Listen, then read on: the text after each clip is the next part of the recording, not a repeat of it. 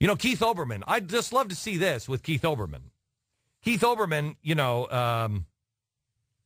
has been standing with his hand out. Whether he knows it or not, he's been standing out with his hand out, waiting for the government to give money to everybody, including GE. And the government's been giving out money on a pace that is almost as bold as the pace of Olbermann's lies. Almost. $139 billion. $139 billion has some people talking. GE has received $139 billion in loan guarantees from the federal government through FDIC insurance. Now, as you know, GE is NBC.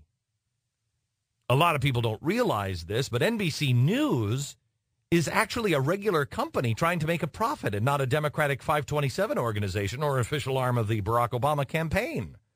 It's amazing, especially when you know that the head of GE and NBC has just been appointed as a financial advisor from Barack Obama. You would think that that's a charitable organization, but no, NBC actually tries to make a profit. It's weird, hard to believe by the news coverage, but technically, as of what time is it? Yes, technically, it's still true. Luckily, all the free commercials for the Obama campaign aren't going unrewarded. Now the CEO is on board as one of the economic advisors to the president. And this is a guy I would appoint, considering that he's overseen the collapse of GE from $60 a share to $10. At least we know he has experience with disasters. Hey, what did you do? Well, I brought a stock from 60 to 10. Good, let's not do what he's doing. Maybe, I don't know, maybe that's the way the conversation is going. Just getting advice on what Jeffrey Immelt will do. And if he does that, we'll do the opposite. I mean, why not? That's our plan. That's our strategy now to avoid another Great Depression. Just do the opposite of what we did, the last time. Now, the question is, should Barack Obama's executive compensation apply to GE? Because, sure, they're federal dollars, but it was the FDIC. It wasn't actually part of the bailout. It wasn't part of the TARP money that we're not calling TARP anymore. Now, Olbermann is not the CEO of the company, but he's clearly in that evil wealthiest 1% as he makes over $7 million a year. Me, God bless America. Him, not so much. He has bragged about being part of some of the network's biggest decisions. He has been on the air saying, I was instrumental in hiring Rachel Maddow. I was instrumental in the firing of John Imus and Michael Savage. And Olbermann himself would seem to be on board with his idea. He lamented on the air with that dramatic Shakespearean actor that he is so much. He just pulls it out from inside. Somewhere deep inside, William Shakespeare lives within inside the vessel that it is being used by Keith Olbermann. He said, quote, 470 times greater than the salary of the average American worker is the salary of the CEO in America. Oh, my goodness. In England, that average CEO makes only 22 times what the average worker makes. In Japan, it's only 11 times what the average worker makes. Wow. So he doesn't like it when people make a lot more money than the average worker, Mr. $7 million a year.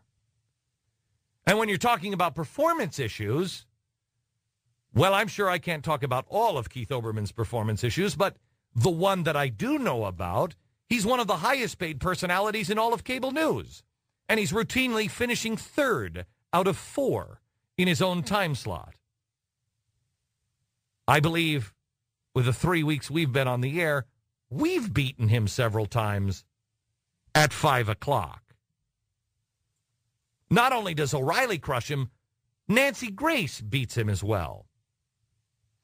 As Barack Obama has said, for top executives to award themselves these kind of compensation packages in the midst of this economic crisis is not only in bad taste, it's bad strategy, and I will not tolerate it as president. So how much of Olbermann's salary are you paying for?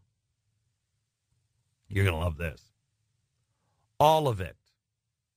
You see, the government came in with a bailout of $139 billion in guarantees to GE. $139 billion in guarantees to GE.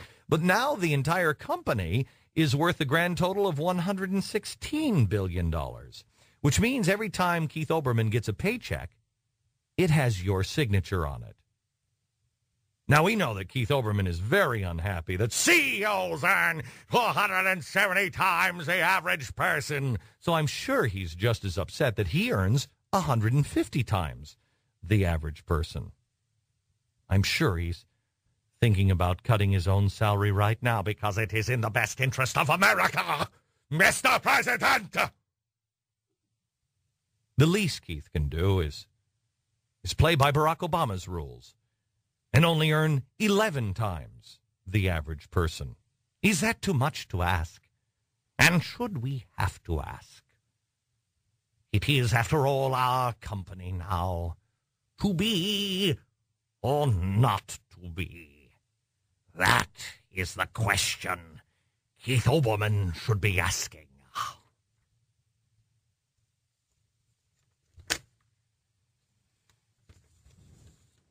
I despise that guy.